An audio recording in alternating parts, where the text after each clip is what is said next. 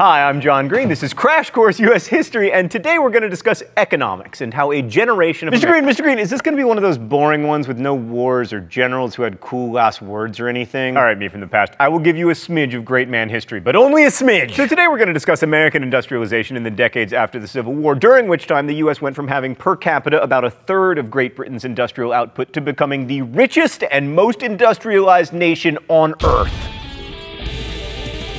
Yeah, you might want to hold off on that libertage stand, because this happened mostly thanks to the not particularly awesome Civil War, which improved the finance system by forcing the introduction of a national currency and spurred industrialization by giving massive contracts to arms and clothing manufacturers. The Civil War also boosted the telegraph, which improved communication and gave birth to the Transcontinental Railway via the Pacific Railway Act of 1862, all of which increased efficiency and productivity. So thanks, Civil War!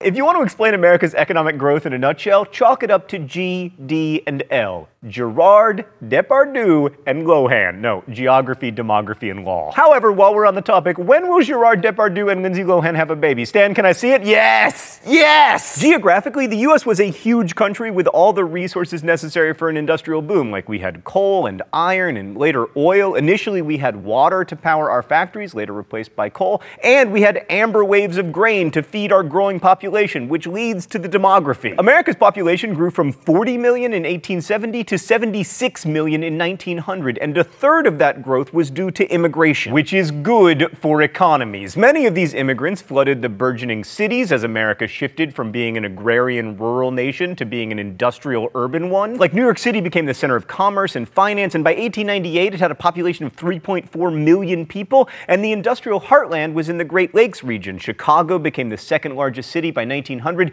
Cleveland became a leader in oil refining, and Pittsburgh was a center of iron and steel production. And even today, the great city of Pittsburgh still employs 53 steelers. Last but not least was the law. The Constitution and its Commerce Clause made the U.S. a single area of commerce, like a giant customs union. And as we'll see in a bit, the Supreme Court interpreted the laws in a very business-friendly way. Also, the American Constitution protects patents, which encourages invention and innovation, or at least it used to. And despite what Ayn Rand would tell you, the American government played a role in American economic growth by putting up high tariffs, especially on steel, giving massive land grants to railroads, and by putting Native Americans on reservations. Also, foreigners played an important role. They invested their capital and involved Americans in their economic scandals, like the one that led to a depression in 1893. The U.S. was at the time seen by Europeans as a developing economy, and investments in America offered much higher returns than those available in Europe. And the changes we're talking about here were massive. In 1880, for the first time, a majority of the workforce worked in non-farming jobs. By 1890, two-thirds of Americans worked for wages rather than farming or owning their own businesses. And by 1913, the United States produced 1/3 of the world's total industrial output. Now bring out the libertage, Stan! Awesome, and even better, we now get to talk about perennially underrated railroads. Let's go to the thought bubble. Although we tend to forget about them here in the US because our passenger rail system sucks, railroads were one of the keys to America's 19th century industrial success. Railroads increased commerce and integrated the American market, which allowed national brands to emerge like Ivory Soap and A&P grocery stores.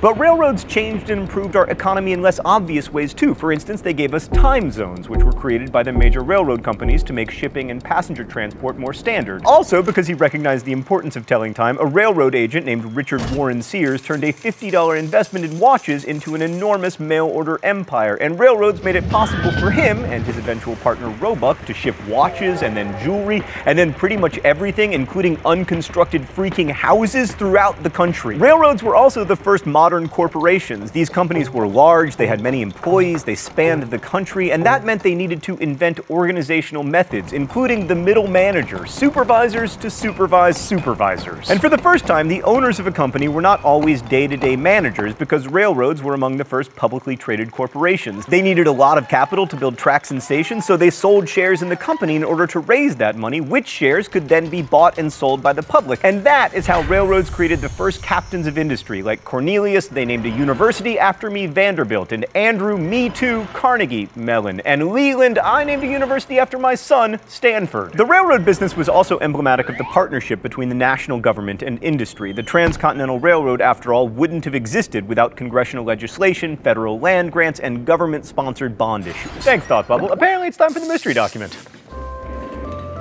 The rules here are simple. I guess the author of the mystery document, and if I'm wrong, which I usually am, I get shocked. All right.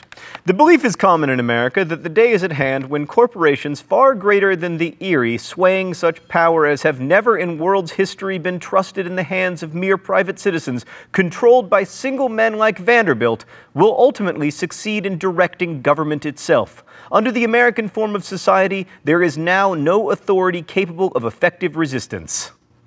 Corporations directing government, that's ridiculous. So grateful for federal ethanol subsidies, brought to you by Delicious Diet Dr. Pepper. I can taste all 23 of the chemicals. Anyways, Dan, I'm pretty sure that is noted muckraker Ida Tarbell?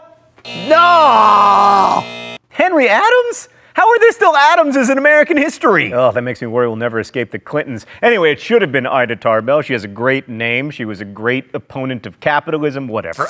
Indeed, industrial capitalists are considered both the greatest heroes and the greatest villains of the era, which is why they are known both as captains of industry and as robber barons, depending on whether we are mad at them. While they often came from humble origins, took risks, and became very wealthy, their methods were frequently unscrupulous. I mean, they often drove competitors out of business and generally cared very little for their workers. The first of the great robber barons and/or captains of industry was the aforementioned Cornelius Vanderbilt, who rose from humble beginnings in Staten Island to make a fortune in transportation through ferries and shipping, and then eventually through railroads, although he once referred to trains as them things that go on land. But the poster boy of the era was John D Rockefeller, who started out as a clerk for a Cleveland merchant and eventually became the richest man in the world. Ever. Yes, including Bill Gates. The key to Rockefeller's success was ruthlessly buying up so many rivals that by the late 1880s, Standard Oil controlled 90% of the U.S. oil industry, which lack of competition drove the price of gasoline up to like 12 cents a gallon. So if you had one of the 20 cars in the world, then you were mad. The period also saw innovation in terms of the way industries were organized. Many of the robber barons formed pools and trusts to control prices and limit the negative effects of competition. The problem with competition is that over time it reduces both prices and profit margins,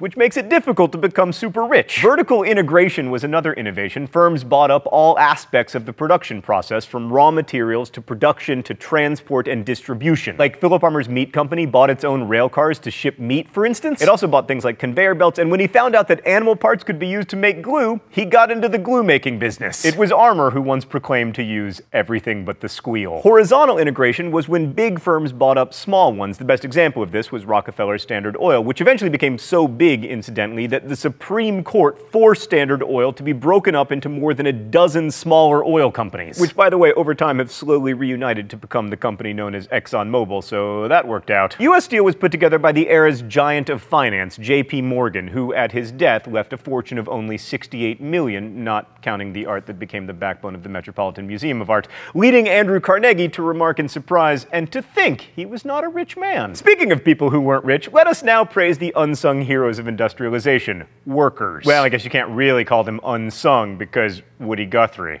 Oh, your guitar and my computer. I never made that connection before. Anyway, then as now, the benefits of economic growth were shared, shall we say, a smidge unevenly. Prices did drop due to industrial competition, which raised the standard of living for the average American worker. In fact, it was among the highest in the world. But due to a growing population, particularly of immigrant workers, there was job insecurity. And also, booms and busts meant depressions in the 1870s and 1890s, which hit the working poor the hardest. Also, laborers commonly worked 60 hours per week with no pensions or injury compensation, and the U.S. had the highest rate of industrial injuries in the world. An average of over 35,000 people per year died on the job. These conditions and the uncertainty of labor markets led to unions, which were mostly local but occasionally national. The first national union was the Knights of Labor, headed by Terence V. Powderly, which grew from 9 members in 1870 to 728,000 by 1884. The Knights of Labor admitted unskilled workers, black workers, and women, but it was irreparably damaged by the Haymarket riot in 1886. During a strike against McCormick Harvesting Company, a policeman killed one of the strikers, and in response, there was a rally in Chicago's Haymarket Square at which a bomb killed 7 police officers. Then, firing upon the crowd, the police killed 4 people. 7 anarchists were eventually convicted of the bombing, and although Powderly denounced anarchism, the public still associated the Knights of Labor with violence, and by 1902, its membership had shrunk considerably to 0. The banner of organized labor, however, was picked up by the American Federation of Labor, labor under Samuel Gompers. Do all of these guys have great last names? They were more moderate than the anarchists and the socialist international workers of the world and focused on bread and butter issues like pay, hours, and safety. Founded in 1886, the same year as the Haymarket riot, the AFL had about 250,000 members by 1892, almost 10% of whom were iron and steel workers. And now we have to pause to briefly mention one of the most pernicious innovations of the era, social Darwinism, a perversion of Darwin's theory that would have made him throw up, although to be fair, almost everything made him throw up. Social Darwinists argued that the theory of survival of the fittest should be applied to people, and also that corporations were people. Ergo, big companies were big because they were fitter, and we had nothing to fear from monopolies. This pseudoscience was used to argue that government shouldn't regulate business or pass laws to help poor people. It assured the rich that the poor were poor because of some inherent evolutionary flaw, thus enabling tycoons to sleep at night.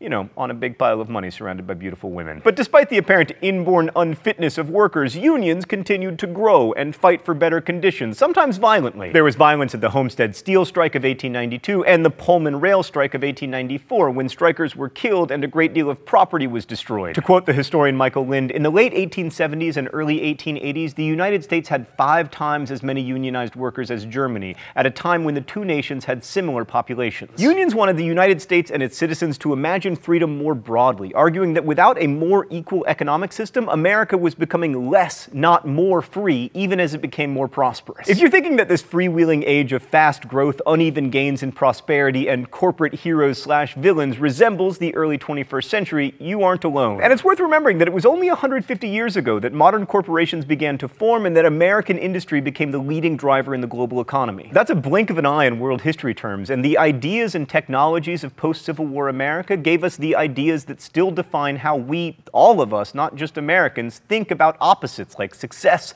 and failure, or wealth and poverty. It's also when people began to discuss the ways in which inequality could be the opposite of freedom. Thanks for watching. I'll see you next week. Crash Course is produced and directed by Stan Muller. Our script supervisor is Meredith Danko. The associate producer is Danica Johnson. The show is written by my high school history teacher Raul Meyer, Rosiana Hals-Rojas, and myself, and our graphics team is Thought Cafe. Each week there's a new caption for the Libertage. You can suggest captions in comments, where you can also ask questions about today's video that will be answered by our team of historians. Thanks for watching Crash Course. Make sure you're subscribed, and as we say in my hometown, don't forget to be awesome.